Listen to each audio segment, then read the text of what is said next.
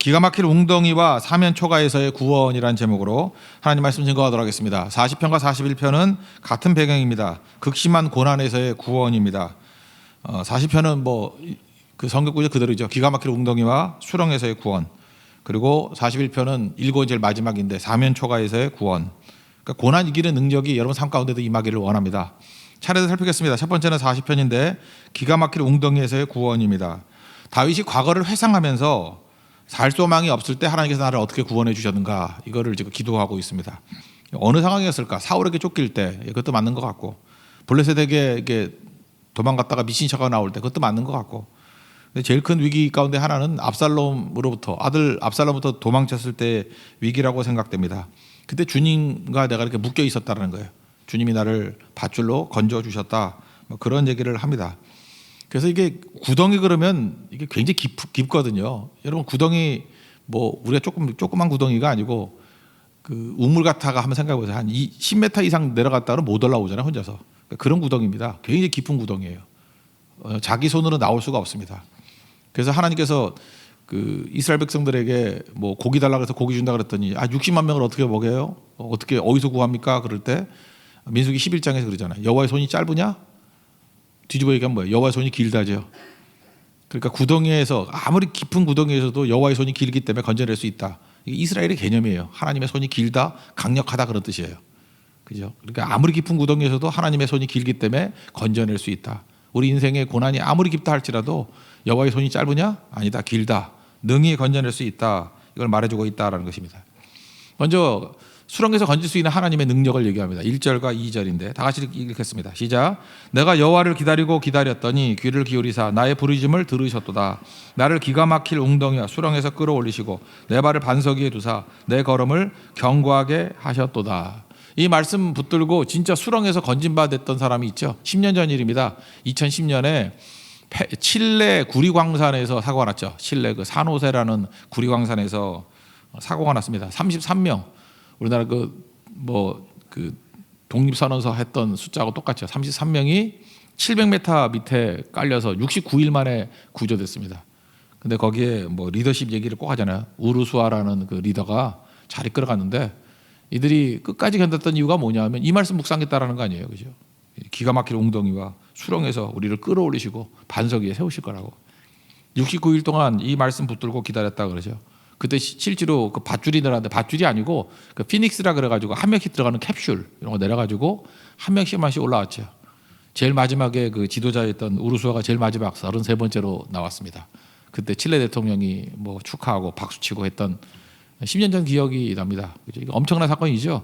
이게 시편 40편 실제로 이루어졌던 일들이라는 것입니다. 그때 그 리더가 했던 얘기가 그거예요. 하나님 말씀 붙들고 기다렸더니 서두르면 안 된다는 거예요. 여기서 우리가 언제 구원이 올지 모르지만 에너지 아껴야 된다는 거예요. 그래서 제일 큰 원칙이 뭐냐면 에너지 소모되는 일을 절대 하지 말자. 근데 에너지 소모되는 제일 큰 게 뭐라고 생각하십니까? 절망이에요.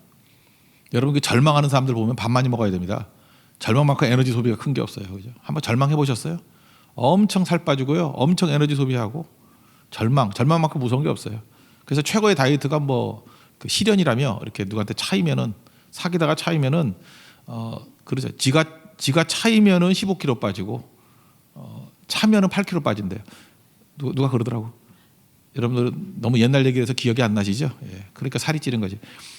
젊은 애들 막 사귀다가 자기하고 뜻에 관계없이 차이면 15kg 빠져 진짜. 쫙 빠져버리고 심지어 차도 빠져요. 차도. 그러니까 이게 엄청난 시련이겠죠. 그죠? 그 절망만큼 무서운 게 없다는 것입니다. 절망. 그래서 그 구덩이에 갇힌 사람들 절망하는 소리 절대 하지 마라. 그리고 힘을 얻는 건 뭐냐면 기도라는 거예요. 기도는 힘이 생기게 만들어요. 기다리고 기다렸더니 마침내 구원하셨더라. 우리 인생도 마찬가지입니다. 고난 당하면 에너지가 저하 상태잖아요. 근데 거기서 절망까지 하면 죽는 겁니다. 절망은 우리 에너지를 갉아먹는 마귀적인 요소가 있다는 거예요. 절망이 아니라 기도하십시오. 기도는 힘이 생기고 하나님의 구원의 밧줄이 내려오는 여호와의 손에 구원을 체험하는 일들이 있다는 것입니다. 오늘도 우리가 어려운 가운데 있을 때 시편 40편 1, 2절의 말씀을 외치면서 우리도 주님 앞에서 반석 위에 서는 그런 은혜의 체험이 있는 우리 하나님의 종 되기를 바랍니다. 그다음 얘기가 이제 찬송하는 거예요. 그죠? 이렇게 구원받은 백성들이 어떤 축복을 받았느냐? 새 노래라는 게 뭐겠어요? 뭐 새로 작곡한 노래라기보다도 체험에서 나오는 노래. 그러니까 하나님이 제일 싫어하는 게 뭐냐? 상투적인 거예요. 그냥 입에 발린 소리가 상투적인 거. 그러니까 바리새인들 그래서 싫어한 거라고. 상투적인 사람들이기 때문에. 그런데 새 노래죠. 새 노래는 뭐예요? 새 피조물이 새로운 감격 속에서 하는 노래라는 것입니다. 그래서 하나님 앞에서 감격하는 노래가 제일 좋은 노래예요. 그게 새 노래거든요. 하나님은 특징이 뭐냐? 상투적이지 않아요. 하나님은 일을 하실 때마다 썼던 방법 다시 쓰지 않습니다. 그걸 보여주는 게 뭐죠? 바로한테 10가지 재앙 내리시잖아요. 강계, 이파수, 도구, 황감장. 하나도 똑같은 게 없죠. 만약 인간이 그 재앙을 내린다 그러면 뭐 강 그러면 더 세게 우리는 그거밖에 없잖아요. 근데 하나님의 레파토리가 엄청 많아요. 강계, 이파수, 도구, 황감장. 또 있어요. 그거 말고도 뭐 계속 많이 있다고요. 하나님 구원의 방법도 엄청나고요. 그래서 뭐라고 얘기합니까? 기적도 엄청나게 많고 주님의 생각도 엄청나게 많고 그 하나님께서 행하신 일들을 수를 셀 수도 없습니다. 그러면서 그런 것들을 놀라면서 찬양하고 있다고요. 하나님의 구원의 방법도 무궁무진, 하나님께서 원수를 치시는 방법도 무궁무진. 그러니까 내가 예상해서 이렇게 구원받을 거라 그런 생각하지 마세요. 홍해 앞에 섰을 때 답이 없었잖아요. 근데 하나님 홍해를 가르시는 그런 길을 열지 누가 알아요, 그거를. 병을 고칠 때도 어떤 마음으로 고칠지 몰라요. 우리 인생에 막혀있는 길들을 뚫을 때도 어떤 방식으로 뚫을지 모른다고. 상투적이지 않습니다. 그래서 찬양도 상투적이지 않다는 거예요. 그게 새 노래입니다. 똑같은 찬양을 해도 체험에서 나오고 새로운 감정이 나오는 찬양이 새 노래라는 거예요. 그리고 새 노래 하나님을 찬미하는 그런 축복이 임하게 된다. 3절부터 5절까지 읽겠습니다. 시작.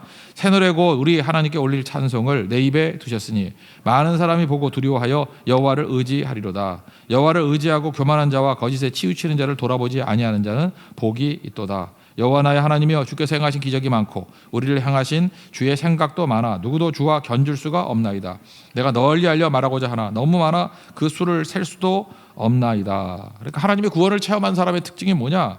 우리가 세상이 커 보이잖아요. 세상의 권세가 커 보이고 세상의 능력들이 커 보이는데 시시해져요, 그게.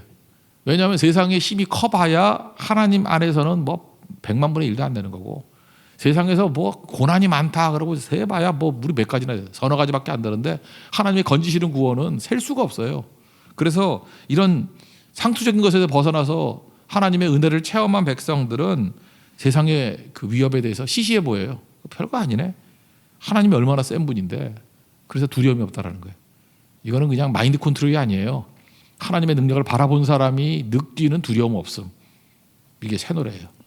여러분도 그런 체험이 있어서 어떤 도전 속에 세상을 시시하게 보고 세상의 힘에 대해서 여러분 두려움이 사라지는 하나님의 능력이 종되기를 바랍니다.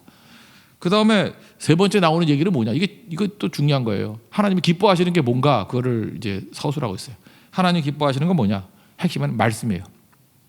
곰곰이 생각했더니 기도도 기도지만 하나님께서 이렇게 건진받고 난 다음에 뭘 회복시키느냐 하면 말씀을 기뻐하신다. 이거를 깨닫게 된다라는 것입니다. 그래서 하나님께서 이 시련, 고난 이걸 통해서 그냥 뭐 어려움 당했다가 구원받았다 그게 목적은 아닐 거 아니에요. 그 과정을 통해서 뭘 기뻐하시나, 뭘 해주기를 원하시나, 그게 말씀의 사람이 되기를 원한다라는 거예요. 처음에 자기가 착각했다는 거예요. 그래서 형식적인 제사를 좋아하는 줄 알았어요. 하나님이 번제를 좋아하시고 하나님이 속죄제를 좋아하실 거다라고 생각을 했다는 거예요, 다윗이. 그런데 하나님께서 직접 말씀하시기를 야 그거 아니야. 두루마리 책, 밖에 있는 두루마리 책, 성경이죠. 밖에 있는 두루마리 책을 사랑해. 그걸 잘 듣고 그 다음에 그 두루마리 책에 있는 것들 네 마음, 심중에 새겨. 그러니까 밖에 있는 말씀이 내 가슴에 새겨진 말씀이 되는 것이 하나님의 최고의 기쁨이야. 말씀이죠. 그리고 그 다음 나오는 게 뭐냐면 그 말씀을 좀 선포하고 전도하지 않을래? 그러니까 하나님의 기쁨이 뭐예요? 외적인 말씀 사랑하는 거, 그 다음에 그 말씀을 가슴에 새기는 거, 그리고 그 새겨진 말씀을 전파해서 또 다른 사람도 공적 자사나 믿음을 공적 신앙화시키는 거, 그게 하나님의 기쁨이다. 이걸 깨달았다라는 게 40편입니다. 그 내용이에요. 6절부터 8절까지 한번 읽어보겠습니다. 시작. 주께서 내 귀를 통하여 내게 들려주시기를 제사와 예물을 기뻐하지 아니하시며 번제와 속죄제를 요구하지 아니하신다 하시니라. 그때 내가 말하기를 내가 왔나이다. 나를 가리켜 기록한 것이 두루마리 책에 있나이다. 나의 하나님이여 내가 주의 뜻 행하기를 즐기오니 주의 법이 나의 심중에 있나이다 하였나이다. 하나님 기뻐하시는 게 뭐예요? 번제, 뭐 속죄제 이런 거 아니라 그랬죠? 두루마리 책, 외적이 밖에 있는 두루마리 책, 가슴에 새겨진 심중의 말씀. 그리고 나중에 뭐예요? 말씀의 공적 자산화. 선포하기를 원합니다. 드러나기를 원합니다. 그러니까 사는 길이 뭐예요? 말씀 붙드는 거. 사는 길이 뭐예요? 말씀 전하는 거. 하나님께 이걸 원하신다. 그러니까 기가 막힌 웅덩이와 수렁에서 건짐, 이게 핵심이 아니죠. 그 과정을 통해서 주님은 말씀의 사람이 되기를 원하신다. 9절과 10절을 한번 읽겠습니다. 시작. 내가 많은 회중 가운데서 의의 기쁜 소식을 전하였나이다. 여호와여, 내가 내 입술을 닫지 아니할 줄을 주께서 아시나이다. 내가 주의 공의를 내 심중에 숨기지 아니하고 주의 성실과 구원을 선포하였으며 내가 주의 인자와 진리를 많은 회중 가운데서 감추지 아니하였도다. 그러니까 뭐 선포하는 거죠. 공적 자산화 시키는 거. 그러니까 오늘 뭐 맥락은 아시겠죠? 수렁 가운데 빠져 있을 때 하나님 앞에 부르짖으면 건져 주신다. 그러면 그 다음에 새 노래를 주셔서 세상이 두렵지 않게 만드시고, 이거 끝나는 게 아니죠. 목적은 말씀의 사람이 되게 만드는 게 하나님의 목적이다. 이게 시편 40편입니다. 그 뒷얘기는 뭐 찬송하는 얘기가 쭉 나옵니다. 오늘 거기까지만 하고요. 41편으로 넘어가겠습니다. 사면 초가에서의 구원이에요. 그러니까 다 막혀 있다는 거죠. 고린도후서 4장에도 나오죠. 8절에 우리가 사방으로 우겨쌈을 당하여도, 우겨쌈 당하니까 어딜 쳐다봐요? 하늘 쳐다보죠. 그러니까 하나님만 바랐다. 사면 초가의 내용들을 보면은 세 가지 문제를 얘기하고 있어요. 돈 문제, 우리 얼마나 큽니까? 돈, 경제적인 문제. 두 번째는 질병 문제, 병으로부터 막 압박을 당할 때. 세 번째는 배신이에요. 친구의 배신. 근데 이 말씀은 가룟 유다가 배신했을 때 인용했던 말씀이 9절에 나오죠. 그래서 이거는 메시아 시편으로도 유명해요. 41편. 그래서 오늘 순서는 세 가지인데, 돈 문제, 병 문제, 배신 문제인데 순서를 이제 뒤집어서 하자고. 배신 문제부터 먼저 살폈으면 좋겠어요. 배신 문제. 우리가 사면초가 당할 때 제일 힘든 게 뭐냐면, 고통 중에 고통은 친구가 배신하는 거예요. 왜냐하면 이건 외적으로도 어렵지만 심리적인 타격도 엄청나게 크기 때문에 그렇습니다. 다윗에게 있어서 친구의 배신 뭐가 있을까요? 뭐 친구보다 더한 게 아들의 배신이죠. 압살롬. 근데 압살롬도 가슴 아프지만 압살롬의 가슴 아픔에 대해서는 더 설명할 거 없죠. 아들이 배신하는데 뭐 그거 말할 것도 없죠. 근데 그 압살롬 편에 붙었던 놈이 누구냐? 놈이라고 말하겠죠. 다윗의 오른팔, 가장 머리 좋은 책사. 다윗의 책사가 누구예요? 아히도벨. 아히도벨 최고, 이 천재 거의 제갈공명 같은 사람이에요. 아히도벨. 근데 아히도벨이 압살롬에게 가서 붙었대요.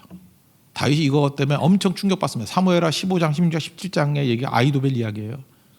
아히도벨이 압살롬 편에 붙었어. 그럼 끝나는 거예요. 제갈공명이 거기 가서 붙은 거거든요. 그러니까 아히도벨의 배신, 이거만큼 아픈 게 없었다고요. 우리 인생 가운데 그래요. 내 주변에 도움이 될 만한 사람, 똑똑한 사람, 천재 같은 사람이 있었는데 그 사람이 적이 돼버리는 거예요. 그럼 끝난 거죠.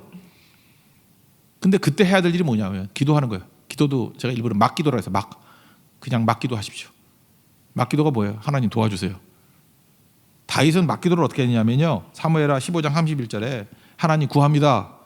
아히도벨의 모략이 엄청난데 걔 좀 멍청하게 만들어줬으면 좋겠어요. 이 기도였어요. 하나님이 멍청하게 만들면 멍청해질 수 있습니다. 어리석게 하옵소서. 왜냐하면 걔 머리 무지 좋거든요. 내가 알잖아요. 아히도벨 저기 넘어가면 감당 못해요. 하나님 막기도 하는 거예요. 이거 막기도지 뭐 이런 기도가 있어. 아히도벨 똑똑한데 어리석게 해달라고. 멍청하게 해달라고. 그리고 다윗은 예루살렘을 사랑했어요. 예루살렘에서 전투 벌어지는 걸 원하지 않았어요. 그래서 아들이 오니까 저는 그렇게 해석을 해요. 거기서 전투할 수도 있지만 도망쳤어요. 그냥 도망쳤다고. 맨발로 도망쳤어요. 감람산에서 울면서 맨발로 도망쳤어요. 근데 아히도벨이 얼마나 머리가 좋은지, 아히도벨이 생각을 해보세요. 지금 아들과 아버지의 싸움이니까 백성들이 머뭇거린다는 거예요. 저러다가 화해하면 어떻게 돼? 여러분 그런 거 있죠. 엄마하고 딸하고 싸워요. 막 싸워. 특별히 어떤 거 갖고 싸우냐면 뭐 누구 결혼시키냐 안 시키냐 이런 거 갖고 싸워. 그러면 이제 철없는 사람은 괜히 끼어가지고 그렇죠, 엄마 편을 들거나 막 이래. 그죠? 아 그렇죠, 그럼 나쁜 놈이에요. 그 한시만 넘어가고 결혼하고 딸이 미쳤지. 그다음에 대개 그럼 결혼해요. 그다음 나중에 뭐라 그러는지 알아요? 자기 사이 욕했다고. 쟤 싫어합니다. 내 목회하면서 그랬던 적이 있어. 내가 봐도 진짜 말도 안 되는 결혼이야. 그래서 엄마가 일리가 있거든. 그래서 엄마 편을 열심히 들었더니 나중에는 섭섭하다고 사위 욕했다고. 지가 욕하자 그래서 같이 욕해줬더니. 그래서 이제 그런 데 절대 안 끼고 그냥 기도합시다. 그러고 그냥 가만히 있어요. 그죠? 그거 끼는 거 아니에요, 그런 거. 그러니까 이스라엘 백성도 그럴 거 아니에요. 아버지하고 아들하고 싸움인데 어디 끼어 여기. 그래서 머뭇머뭇 거리는 걸 아히도벨이 알았다라는 거예요, 심리를. 그래서 뭐라 그러냐, 다윗의 후궁들 범하라고. 후궁들 범하면 그 뭐가 엄마 뻘 아닌 거예요. 이게 말도 안 되는 일인데 그러면 민심이 확실히 돌아올 거라고. 맞았습니다. 했더니 진짜 대거 이제 끝났구나. 저 압살롬의 아버지하고 화해할 일은 없어. 라고 하면서 민심이 확 돌아오더라는 거예요. 머리 무지 좋죠. 그 다음에 아히도벨이 하나 더 했던 거, 이게 결정적인 거예요. 나에게 군사 12,000명 달라고. 12,000명 달라고. 이유가 뭐냐? 다윗 하나만 죽이면 끝나는 거예요. 저건 쟤네들은 뭐 세력이 있는 것 같이 보이지만 다윗만 죽으면 다 돌아올 겁니다. 핵심은 다윗이에요. 뭐 전투라고 생각하지 말라고. 12,000명 주면 내가 빨리 쫓아가 다윗 죽여버리겠다고. 이대로 했으면 다윗 끝났어요. 근데 압살롬을 하나님께서 멍청하게 만드셔서, 그죠? 그 얘기에 대해서 의구심을 갖게 품고, 그 다음에 다윗 편이 들던 후세라는 사람이 있거든요. 후세는 아히도벨에 비하면은 머리가 반의 반도 안 되는 사람이에요. 충성스러운데 머리는 안 되는 애. 그러니까 아히도벨과 후세 그러면 게임이 안 되는 거예요, 그죠? 그런데 후세의 멍청한 제안을 들어요. 아니라고, 전면전하자고. 그러니까 하나님께 어리석게 만든 거죠. 그래서 아히도벨의 책략을 버리고 모략을 버리고 후세의 이야기를 들어서 다윗이 구사일색으로 살아납니다. 어리석게 만든 거죠. 그러니까 하나님이 건져주셨다. 이거 맞죠? 우리가 막 기도하면요, 아무리 똑똑해 보이는 사람도 갑자기 멍청해져요. 저는 그렇게 생각해요. 어떤 사람이 엄청 똑똑했는데 갑자기 바보짓을 해. 어떻게 저런 결정을 내리나? 그러면 이렇게 생각하면 돼요. 누가 막 기도하고 있구나. 기도하면 멍청해져요. 정말 기도하면 멍청해져요. 어떻게 저런 결정을 내리나? 엄청 똑똑한 사람들 엄청 바보같이 돼버려요. 바보짓 하나 더 얘기해 줄까요? 아히도벨이 이 얘기를 듣고 열받아가지고 집에 들어갔어요. 사무엘하 17장 14절인데 후세의 계략이 아히도벨의 계략보다 낫다, 그 얘기를 들었어요. 그리고 23절에 보니까 일어나 고향으로 갔어요, 아히도벨이. 그리고 자기 집에 이르러 집을 정리하고, 성격 깔끔한 사람이에요. 청소 다 하고 스스로 목매어 죽었어요. 얼마나 깔끔합니까? 청소하고 죽었어요. 이런 사람 처음 봤어요, 그죠? 서울시청에서 상 하나 줘야 돼. 청소하고 죽었어요. 그게 말이 안 되죠. 이거 만약에 성경에 없다 그러면 이게 뭐라 그래? 막장 드라마도 아니고 무슨 기승전이 없잖아요, 이게. 그 똑똑한 사람이 그 얘기를 안 듣고 그래서 삐져가지고 집에 가서 죽었대. 이게 말이 돼요? 왜 말이 안 되는 일이 벌어지죠? 다윗이 막기도 하니까. 여기서 우리가 알 수 있는 게 뭐죠? 우리가 아무리 강력한 대적이 있고 아무리 똑똑한 대적이 있고 우리는 그렇게 지혜롭지도 못하고 우리는 그렇게 똑똑하지도 못하고 그렇게 능력 있지도 못하고, 그래 여러분들 막기도 하면요, 하나님이 지혜롭고 하나님이 능력이 있잖아요. 아히도벨을 어리석게 만들고요, 멍청하게 만들고 나약하게 만들고 스스로 죽게 만들고 압살롬 깨지게 만들고, 기도 안 하면 이길 수가 없는 거죠. 오늘도 여러분의 아침에 이 막기도가 하나님 앞에서 이런 대적들을 어리석게 만드는 능력으로, 대적들을 스스로 멸하게 만드는 능력으로 작동되기를 원합니다. 그게 하나님의 뜻이라는 거예요. 그러니까 기도하면 산다, 이거죠. 사면초 가까운데 기도하면, 그죠, 배신에서부터도 우리를 건져 주신다. 꼭 붙드십시오. 그게 9절이에요. 9절 한번 읽어보겠습니다. 시작. 내가 신뢰하여 내 떡을 나눠 먹던 나의 가까운 친구도 나를 대적하여 그의 발꿈치를 들었나이다. 이 발꿈치를 든 게 왜 대적이라는 뜻이 있냐면은, 말이죠, 말이 뒷발로 이렇게 들이치잖아요. 그래서 제주도 같은 데 가보면 말 뒤로 가지 말라 그래요. 말이 이렇게 뒤를 싫어하는가 봐. 뒤를 보면 창피한가 봐. 그러니까 뒤로 빡 친대요. 그래서 말이 있으면 꼭 앞으로 가야 돼요. 이렇게 돌아갈 때도 앞으로 돌아가야지, 뒤로 가면 뒷발질에 맞으면 그냥 KO 당한대요. 죽을 수도 있다 그러더라고, 말 뒷발. 그러니까 말이 뒷발, lift up heels, 이런 표현이에요, 영어 표현하면. 그러니까 힐이 그죠, 여자 힐, 하이 힐 같은 거, 힐을 들다, 발꿈치 들다예요. 힐, 발꿈치 들다. 말의 유래라는 거예요. 뒤로 딱 치다. 그래서 이게 이스라엘 표현에 의하면은 배신하다 또는 갑자기 공격하다, 그런 뜻을 갖고 있다는 것입니다. 요 똑같은 발꿈치라는 이름의 뜻을 갖고 있는 사람이 야곱이에요. 발꿈치를 들었다, 발꿈치를 잡았다, 그런 뜻이라고. 그러니까 야곱의 이름의 뜻이 뭐예요? 갑자기 공격한다, 속인다, 그런 뜻이에요. 아시겠죠? 그죠? 종잡을 수 없는 말같이, 그죠? 언제 뒷발 칠지 모른다, 언제 속일지 모른다, 그런 뜻이라는 것입니다. 근데 하나님께서 이런 모든 것들에서부터 우리를 보호해 주신다는 거예요. 뭐라면요? 기도하면. 이런 기도를 통해서 우리 친구의 배신 제일 아프거든요. 거기서부터 우리가 보호받는 하나님 종되기를 바랍니다. 그 다음 나오는 게 이제 뭐 경제적인 거죠. 경제적인 거. 둘째는 경제. 이거 뭐 간단히 할까요? 돈 없으면 아무것도 하죠. 돈 없는 자의 복이 뭐냐면 계획을 못 세워요. 여러분이 돈 있으면 좋기도 하지만 나쁜 게 뭐냐면 자기 계획을 세워요. 그래서 돈 많은 사람들 보면 뭐 계획을 많이 세워. 뭐 계획 세울 게 너무 많아. 뭐 이게 투자를 어떻게 할지, 어디 여행 갈지, 뭐 할지. 그래서 돈 많은 사람들은요, 자기 계획을 무너뜨리고 하나님의 계획 속에 들어오기가 쉽지가 않아. 그래서 선교 가자 그러면요, 돈 없는 사람들이 갈라 그래요. 돈만 없지 다 있어. 시간도 있고 다 있어. 그래서 돈 있는 사람은 돈은 있고 다 있는데 자기 계획이 있어. 유럽 여행 가야 돼. 뭐 다 계획이 있어. 그죠? 뭐 할 게 있어서. 뭐 연수 가야 되고, 뭐 MBA 해야 되고, 자기 계획이 다 있어. 그래서 하나님께서 자기 계획이 너무 많은 사람들이요, 이렇게 돈 없게 만들어 버려요. 그래서 계획이 없어서 하나님이 끌고 가기 편하게 만드는 거예요. 그 되게 좋은 거거든요. 그런 말씀들 되게 중요한 거겠죠. 그래서 돈 없는 거에서 붙들어 주신다. 가난한 자 얘기합니다. 1절 2절만 읽겠습니다. 시작. 가난한 자를 보살피는 자에게 복이 있으며 재앙의 날에 여호와께서 그를 건지시리로다. 여호와께서 그를 지키사 살게 하시리니 그가 이 세상에서 복을 받을 것이라.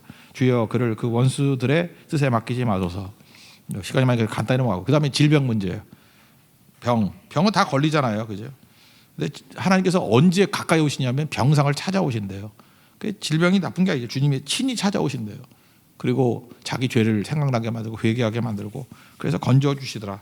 3절 4절 읽겠습니다. 시작. 여호와께서 그를 병상에서 붙드시고 그가 누워 있을 때마다 그의 병을 고쳐 주시나이다. 내가 말하기를 여호와여 내게 은혜를 베푸소서. 내가 주께 범죄하였사오니 나를 고치소서 하였나이다. 근데 이 병상에 누웠다 그러면 악인들이 와가지고 저놈 언제 죽나 뭐 이런다는 거예요, 그죠? 하나님께 맞아서 다시는 못 일어날 거야 이런 거예요. 여러분 잊지 마세요. 제가 이제 경험을 해보니까 그런 건데, 사람이 이렇게 마비가 되잖아요. 마비가 돼도 제일 마지막까지 죽기 직전까지 살아있는 기능이 청력이에요. 몸은 못 움직여요. 근데 듣긴 들어요. 근데 그걸 모르고 이 사람이 이제 뭐 의식이 없는지 알고 그 환자 앞에 놓고 별소리 다 해. 뭐 장례식은 어떻게 할까요? 뭐 어디다 묵을까요? 뭐 이러면서, 그죠? 욕도 하고. 말을 못 하는데 나는 그렇게 그 누워 계신 분 중에 눈물 흘리는 분도 여러 번 봤어요. 내 느낌이 그래요. 듣고 있어요. 듣고 있다고. 그래서 청력이 끝까지 남아있기 때문에 우리 하늘나라 가기 전까지 우리 해야 될 일이 뭐냐면 잠깐 가서 쓸데없는 소리 하지 말고 할 수만 있으면 가서 찬송 불러줘요. 십자가의 찬송, 그죠? 천국 찬송. 찬송 불러줄 때 얼굴이 환해져요. 그죠? 듣고 있거든요. 마지막 찬송 들으면서 가야죠. 말씀 들으면서 가야죠. 이게 되게 중요한 거거든요. 근데 악인들은 와서 뭐예요?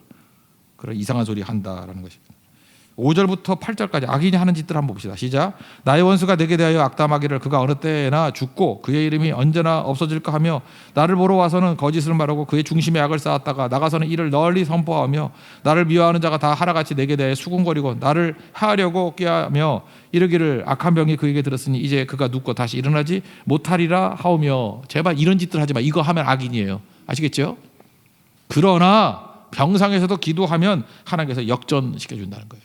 특별히 10절 한 절만 읽겠습니다. 여기 보응한다는 뜻이 나오거든요. 한번 보세요. 그러하오나 주 여호와여 내게 은혜를 베푸시고 나를 일으키사 내가 그들에게 보응하게 하소서.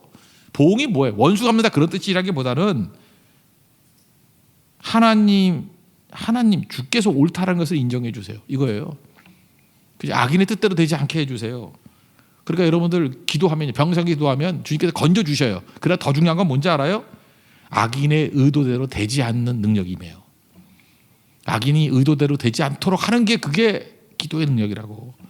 악인의 의도가 뭐예요? 우리가 절망하고 우리가 분노하는 거. 근데 그때 기도하면요, 뭔 소리를 들어도 절망 안 해요. 뭔 소리를 들어도 분노하지 않아요. 그리고 무너지지 않아요. 최고의 복수는 뭐예요? 악인이 원하는 게 뭐예요? 이렇게 병들어서 죽기를 원하는 거예요. 무너지기를 원하는 거예요. 근데 결코 무너지지 않아요. 주님 붙들면. 절망이 우리 무너뜨리잖아요. 근데 주님 붙들면 새 힘 주신다고. 그러니까 결국은 뭐예요? 이거 뭐 복잡하게 따질 것도 없고, 돈 문제, 질병 문제, 친구의 배신 문제, 이게 뭐 쉽지 않아요. 사면초가예요. 그냥 기도하십시오. 기도를 멈추지 말고 계속해서 막 기도하면 알아서 하나님께서 다 멸해 주시고 건져 주시고 세워 주시고 필요한 거 다 채워 주시고 돈은 또 왜 어깨 맞는다 그랬어요? 내 계획이 너무 많아 가지고 하나님께 빨리빨리 움직이기 힘들면 잠시 돈도 걷어가 버려요. 돈 있으면 네 계획만 세우냐 임마. 싹 없으면 생각이 없어. 계획이 다 사라져. 뭐 돈이 있어야 계획을 세우지. 그 주님 따라가다 보면 할 일 많고 능력 주십시오. 그러면 그때 또 주신다고. 그러니까 돈이 그게 무기이자 또 장애물이에요. 쓸데없이 들고 다니라 그러지 말고 그냥 기도하고 하나님의 뜻대로 살고자 하면은 필요할 때 주시고 필요할 때 보호해 주시고 필요할 때 건져 주신다는 것입니다. 믿습니까? 하나님 믿고 의지하는 하나님의 종 되기를 축원합니다. 자리에서 일어나겠습니다. 기도를 멈추지 말라 찬양하겠습니다.